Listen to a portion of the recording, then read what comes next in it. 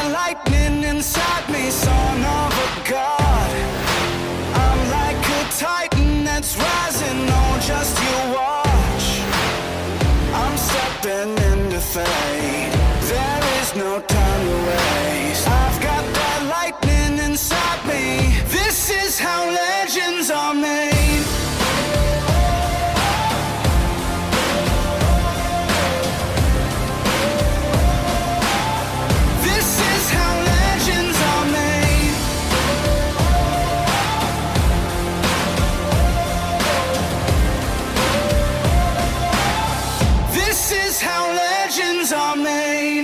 What's up, everyone? Welcome into the Round 6 podcast. We are your hosts, Keaton Cordell and Jake Smith, coming to you live from Fort Worth, Texas this time, and Denver, Colorado.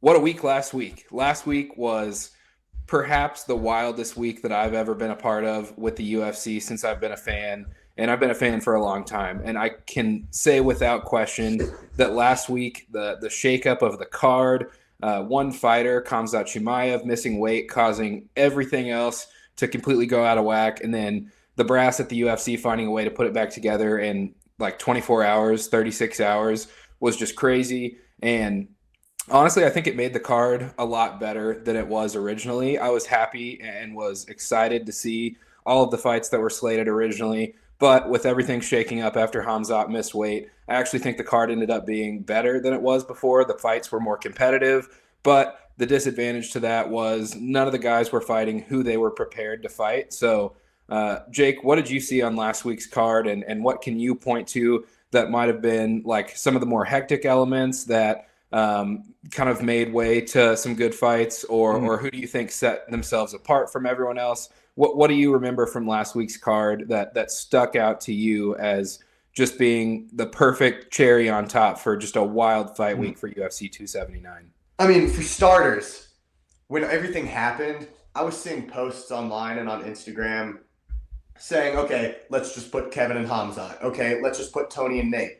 And all the comments are like, this isn't the WWE. You cannot just do that. You can't just make this stuff happen on a whim like that.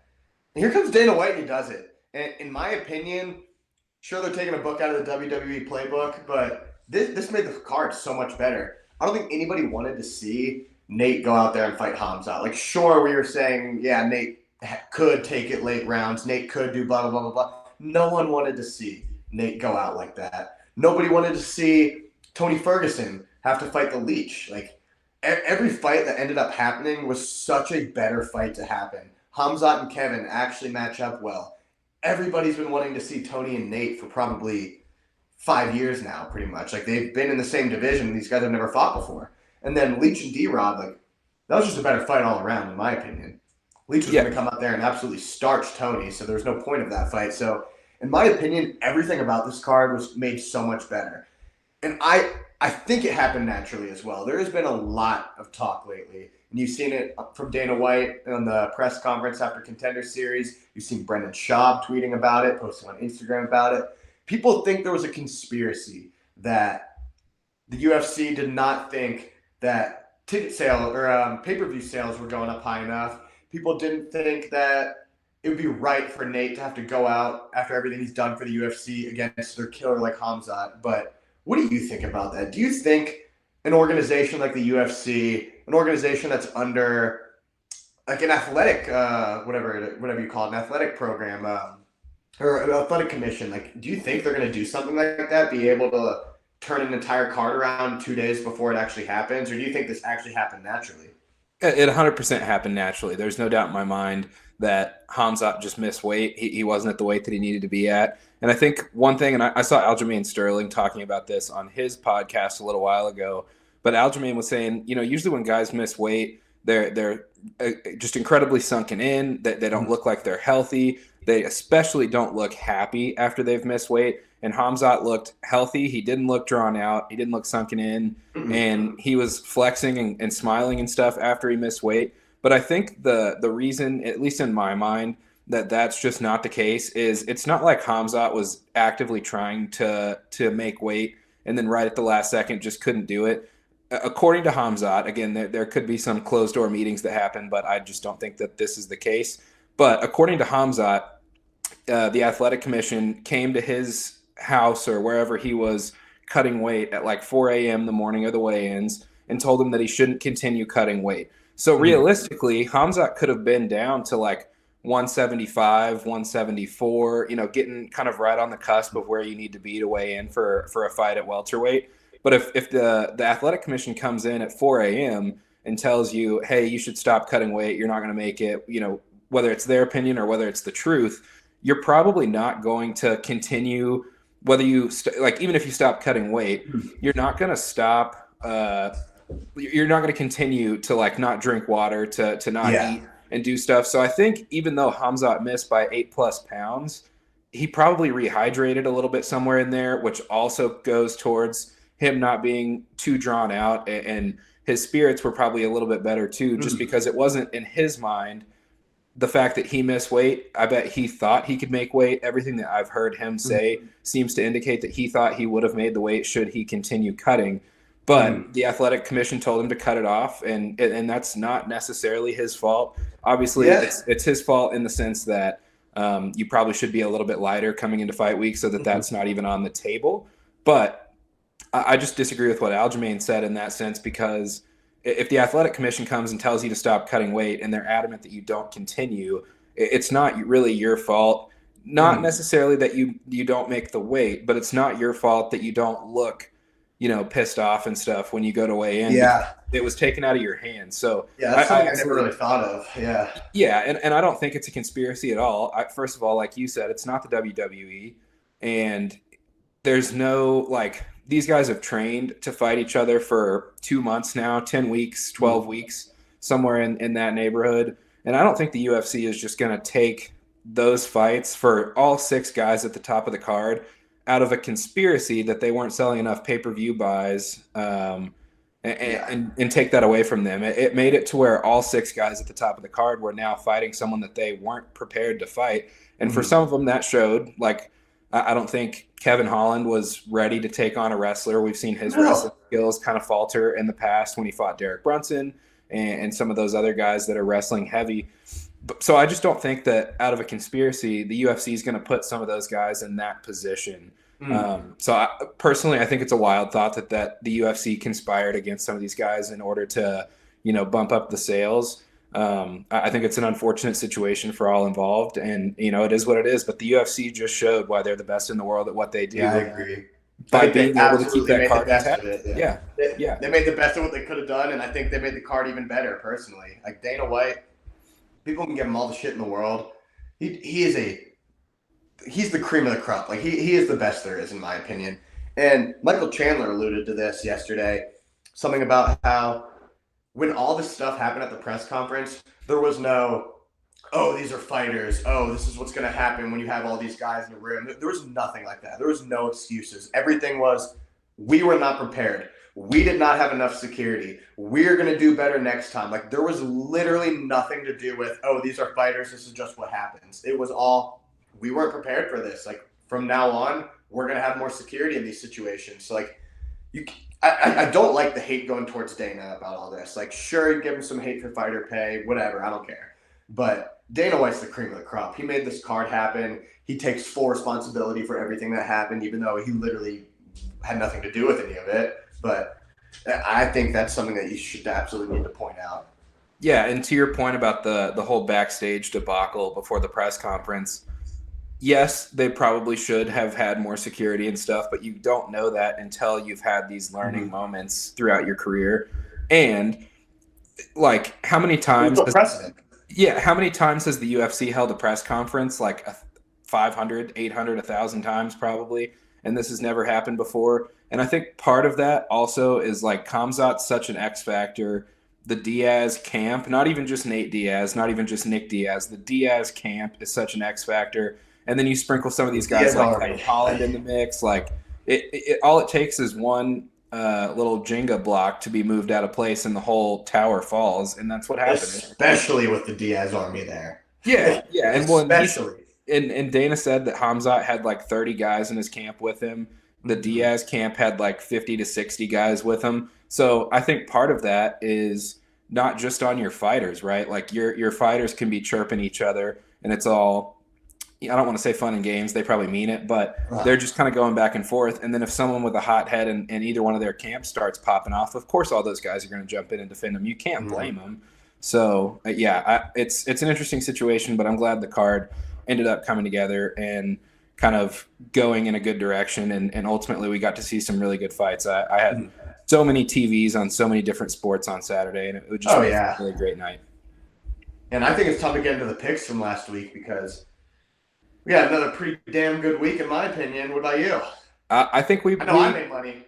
Yeah, absolutely. And the wild thing about that is that if you go back to last week's episode and you look at our picks, none of our picks made it onto the final iteration of that card. So this was you and me going back and forth the night before or Saturday morning, even just scrambling, trying to figure out who we were going to pick. And I think we still did pretty well, even though, the parlay didn't go as well as it could have. It was 3 for 4 or 3 of 4 legs hit. And then, Jake Collier just tore it all apart.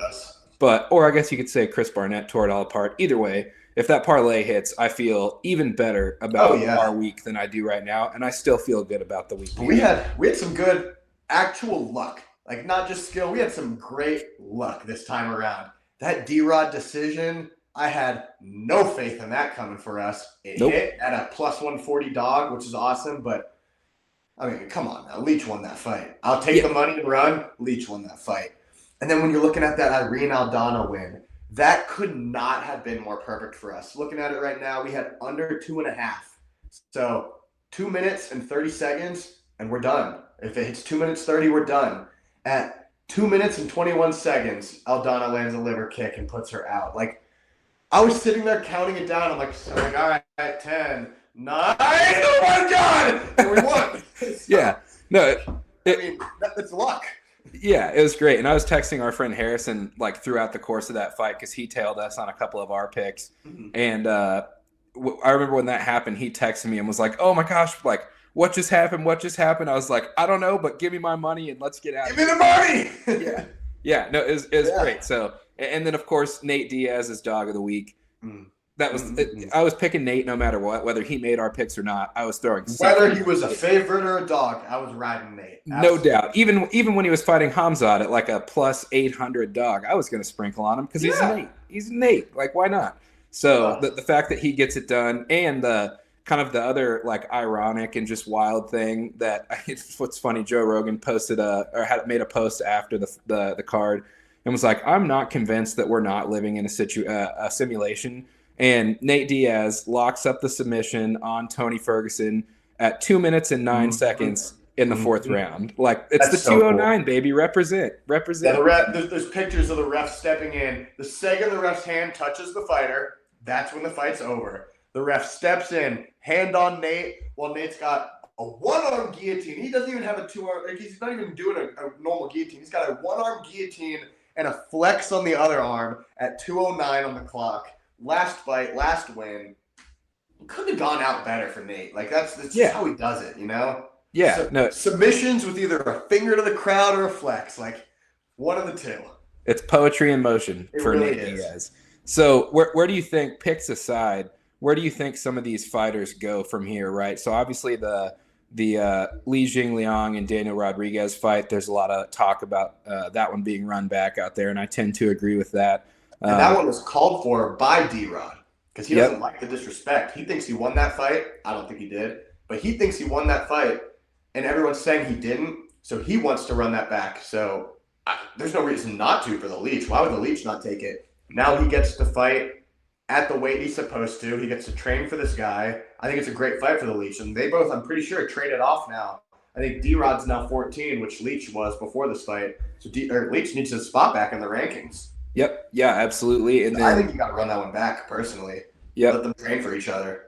Yep. And then we know where Nate's going. He's going to box someone maybe or do whatever Nate and the Diaz army do. He claims he's going to make $1 million in a grappling match. Oh, okay. Okay. I could see it. If you 100%. put Nate in a flow grappling match, everyone's buying flow grappling. Yep, no doubt. And then I would imagine Tony tries to go after maybe 1 or 2 more fights, but it's give him a retirement fight, give him someone an old can man already. Yes, he got Nate finally, but just give him an old man. Come on. Can we not fight? I guess he's done. I was gonna say, can we not fight Cowboy? But okay. Who is Cowboy just supposed to fight? Joe Lazone. Can we not fight Joe Lazone? Yeah, give him Joe Lozon. That'd be a great fight.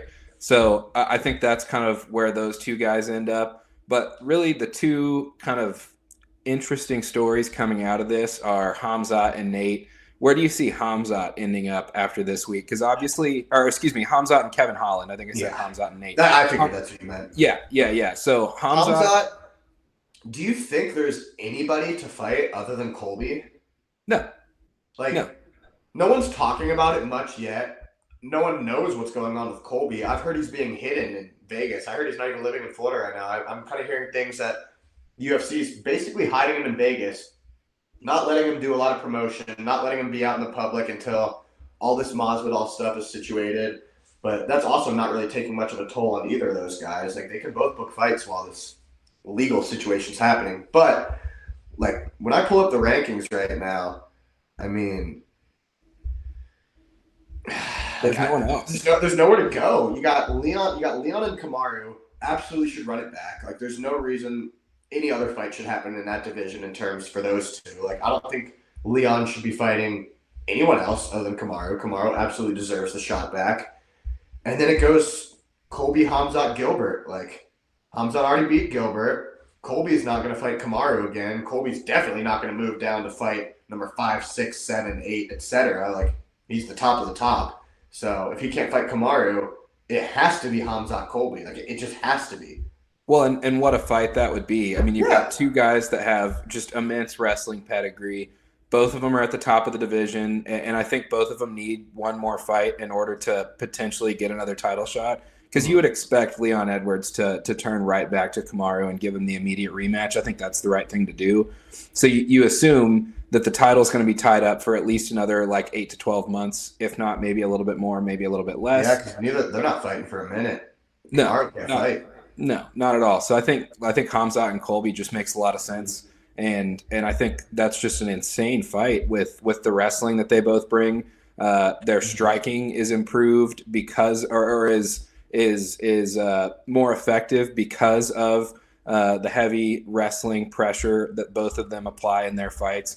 So I think that's a great fight to go with there. What about Kevin Holland, though? Because Kevin Holland was cracking the top 15 at 185, and I think he was just a little too small, but he's tall enough that it made sense. But him moving down to 170, that's where he needs to be. So I don't think he needs to move back up. No. Where do you go with him at 170? So, looking at the rankings right now, if D-Rod and Leach do not get matched up, I do think honestly, I think either of them would be a great fight for Kevin because those are two strikers. I was really excited to finally see Kevin go against a boxer. D-Rod's not going to take him down, ground and pound, do all this wrestling. D-Rod is a boxer, a crisp boxer too. So that was a fight I was really excited to see. If it doesn't happen, there are so many guys in the bottom half of 170's top 15 that I would love to see Kevin fight. Michelle Pereira, that could be an unbelievable striking matchup. Both of them like to talk. Both of them are fan-friendly fighters. That would be just an awesome fight to watch as a fan. I even think Neil Magny is a cool fight. Do not put him against Vicente Luque. Do not put him against Shavkat. And what sucks is that's probably who he's going to get. Because one of them's going to need a fight, and Kevin's going to raise his hand and say, "Oh, pick me." Shavkat needs a fight. The 16-0 dude. That's basically Hamzat, just a little less known. Hey, I'll fight him. Why not? So that sucks. But give Kevin a Neil Magny. Give Kevin a Michelle Pereira. Give him a D-Rod. I just want to see him fight a striker. That's all I want. Yes, I know. I think the Neil Magny fight makes a lot of sense. Both of them are built extremely similar. They're both extremely tall welterweights. They've got good striking. Both of them are fairly good on the ground. Obviously, Kevin in the wrestling department, not as much, but he's a Travis Lutter black belt, so his submission skills are there. And I think Neil Magny's kind of the same way. So I think that stylistically is a matchup that makes sense. And I think it'd be a really good fight. And if Kevin wins, he'll crack the top 15. If Neil Magny should prevail, then he keeps doing Neil Magny things as he's always done, just kind of spoiling hype trains. And just a consummate right there. But can't make it to the top, but also just can't be knocked off either. Yeah, so I think that's a really solid fight to make there. So let's go ahead and segue into this upcoming week. We've got just a slurry of picks all over the card. I really like the diversity that we've brought to this week's picks. But UFC Fight Night, Sandhagen versus Yadong, goes live from the Apex at 7 o'clock Saturday night. I'm super excited for this card. I think it's kind of one that flies under the radar a little bit more than others, but there actually are some really intriguing fights, especially from a betting perspective. So without further ado, let's go ahead and get into our picks of the week. Jake, you want to get us started? Yeah, absolutely. So first pick of the week, we're taking Javid Bashrat, and we're taking the double chance, so by KO or submission. So the last time we saw this guy, he was fighting Trevin Jones, and that one did happen to go to a decision. And when you're looking at his career, that is his only decision he has ever been to, win or loss. He is 12-0, finishes in every single fight. We saw him on the Contender Series get a submission in round 3. This guy's just an absolute freak on the ground. I don't see Tony Gravely having anything to do with him. So I think getting a line like this, because he's a fairly heavy favorite here, so getting a line at plus 140 is a pretty good line for us to take. And this is one that we've been hitting on pretty consistently lately. Yeah, absolutely. I love the inside the distance bets, no matter if it's TKO or sub or just straight up inside the distance. I kind of liken those to betting the over in a football game because you're rooting for excitement, and it just makes watching those fights a lot more interesting.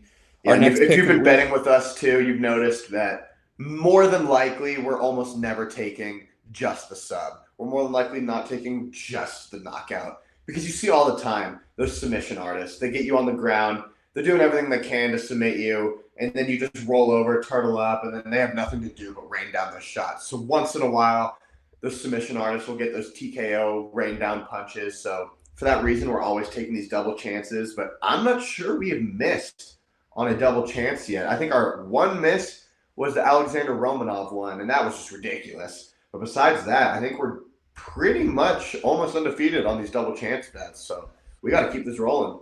Yep, I love the double chance bets. Shout out DraftKings Sportsbook for those. And here we are right back at it with another one. Jillian Robertson by submission or decision at minus 120. I think that bet for her and her style makes a lot of sense. I think her and Dean Thomas have tried a lot to work on her hands and get the striking kind of up to par. But at the end of the day, she's a submission specialist. And when you're in a tough fight, not that I think this one's going to be super, super tough. I think it's a great fight and either fighter could win. But when you're in those difficult spots, you're going to go back to what you do best just naturally. It's just an instinct. And I think Jillian Robertson absolutely is gonna do that here against Maria Agapova. Just wrestling heavy, grappling heavy, going to try to sub her. I think if she gets a submission, great, our bet hits. If she goes to a decision and just can't find a submission throughout the course of those 3 rounds, our bet also hits. So for that reason, I really like this pick at minus 120. Yeah, and then moving on to the next one, we're taking Aspen Ladd versus Sarah McMahon. We're going to go under 2.5 at a plus 145 dog. So this is similar to a fight we had last week where we were taking the larger women to go under the 2.5 rounds, so not going the distance. Normally when we look at these women's fights, they do tend to go the distance. However, these bantamweight fighters are a little different. And Aspen Ladd especially is one of those moving up a weight class because she no longer wants to cut all the weight she's been cutting. She's a finisher. So we're not taking Aspen Ladd inside the distance just because of a puncher's chance at bantamweight. Anything can happen. This is new for Aspen. But when you're looking at Aspen's record, she has 9 wins, 70% of them by knockout. I'm pretty confident that Aspen's going to come out and get the knockout within 2 rounds of this fight. But if she doesn't, I think she could also get slapped by Sarah McMahon. So this is just a great bet to me. The 2 big girls going at it. Somebody's going out. Yep. Yeah, no doubt. And you're getting plus money on that bet. Mm-hmm. Next up, we've got Andre Feely's money line. You and I talked about this when we both just really felt confident in Andre Feely. Not for necessarily anything that you can point to. His record over his last 4 fights doesn't really stick out. But I think in this matchup with Bill Algeo, he just really looks like he's got a stylistic advantage. I think Andre Feely brings a lot to the table. He's coming off of a loss, so he's that much more motivated to go in there and not only get a win, but have a big finish and really show the UFC that he belongs. And I think at a minus 125 favorite, you still have a lot of value on that bet, even though it's pretty close to even money. So for that reason, I think Andre Feely is a really solid pick for this week as well. And then moving on to our last pick of the week before we get into the nitty-gritty ones, we are taking Tanner Boser versus Rodrigo Nascimento, and we are taking the under 1.5 rounds. I mean, this is a heavyweight fight. There's not a lot to say. It is going to go the distance, or it's going to end in the first round. And when you look at the records, you look at Tanner Boser, that is exactly what you see. He's basically 50-50 in terms of knockout versus decision. He's either getting that first round knockout or he's taking it to the decision. But when we go look at Rodrigo Nascimento, he has 8 wins, 0 decisions, all 8 finishes. Not one has made it out of 1.5 rounds. So if we're thinking about Nascimento winning, he's going to win inside the distance. Boser, he's got 50-50 chance, but to get this at an underdog line, like how can you not take that, especially in a heavyweight fight? Yeah, and I love betting unders in heavyweight fights just because every single guy in that heavyweight division has the potential to put your lights out, and then some of them have the skills to do both. They can put your lights out or they can submit you. So I really love that. Yeah, Nascimento specifically is only 2 knockouts but 6 submissions. 75% of his wins are all by sub. Yeah, and Tanner Boser's terrifying with the mullet. So gotta love that pick. And now moving forward into one of my favorite picks every single week, not only because we always pick a great person to win one of these fights, but Jake, you're the Hebrew. Let's see the hammer. Who you got for this week? We got the hammer of the week this week. Real hammer this time. But we are rocking with Corey Sandhagen's money line at a -195 odds. Corey has had some bad luck in his last 2 fights. That does not represent who he is as a fighter. It does not represent his tier as a fighter as well. His last 2 fights were both losses on paper to Petr Yan and TJ Dillashaw. When you look at that loss to Dillashaw, that loss gave him a title shot. Is that a loss? I don't think so. When you look at who won that, like the end of that fight, Corey didn't have a scratch on him, and then TJ Dillashaw's face is battered up, tore his knees. He's out for 9 months. I mean, how do you not win that fight? Like, other than judging criteria or scoring criteria, like, it's a fight. Corey won that fight. And besides that, Corey's had such a mental change since that loss to Aljamain Sterling. He came out there very slowly, very methodically, and Aljamain came out hot. Aljamain came out ready to go, took him down, got his back, choked him out. It was one of the fastest finishes, submissions especially, that I have ever seen.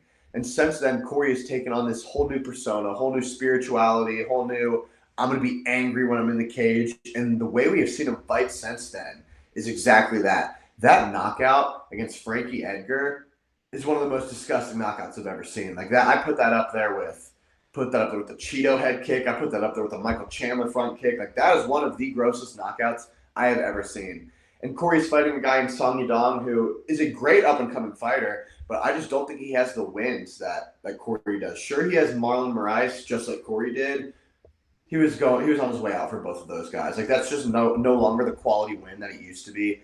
And I just don't think Song Yadong is ready for a matchup like Corey Sandhagen. Just because Corey is dropping down due to his losses, Corey is still, I think, a top 3 in his division. So sitting at -195, that's a crazy line in my opinion. I think he should be heavily more inflated, just like some of these other cards we've been seeing. Yeah, and I think something that's really important that you alluded to as well is that Song Yadong is one of the younger fighters on the UFC roster, and Corey Sandhagen has fought the who's who in that division. So I don't see any reason why you shouldn't hammer this pick. I think that Corey just brings so much to the table, not only stylistically, but in terms of experience. I think Corey has fought everyone he needs to fight to put himself under not a lot of pressure in these high leverage situations. So I think the hammer of the week this week absolutely gets it done. And then moving on into our next pick of the week, another one of my favorites, because we've actually had pretty good success with our dogs of the week this so far. So our dog of the week this week is Damon Jackson versus Pat Sabatini, under 2.5. Kind of like you mentioned with the heavyweight fight, there's no reason in my mind that this fight should be at such a heavy underdog to go under 2.5 rounds. Pat Sabatini is a finisher. He's on just a crazy win streak right now. And then Damon Jackson, also the leech. We saw a different leech last week. We're seeing a new leech this week. Damon Jackson is one of those guys that everyone seems to struggle with. And I think both of these guys bring a lot to the table in terms of finishing ability. So this pick makes all the sense in the world to me. We were talking about this fight leading up to this and trying to figure out how to throw a pick for this fight into our picks of the week. And this one just makes all the sense in the world, especially at a plus 185 dog. You're getting a lot of value on that. It's a 3-round fight, so you're basically just betting inside the decision without the extra, 2.5 minutes in round 3. So this pick makes all the sense in the world. I don't see why this doesn't hit. Like I said, we've had really great success and a little bit of good luck sprinkled in there with our dog of the week, and I just don't see this one being any different at all. Yeah, I completely agree with this pick. At plus 185, looking at records, like just looking at everything on paper, that is such an absurd line to me. Because like you said, Sabatini, for starters, is the heavy favorite.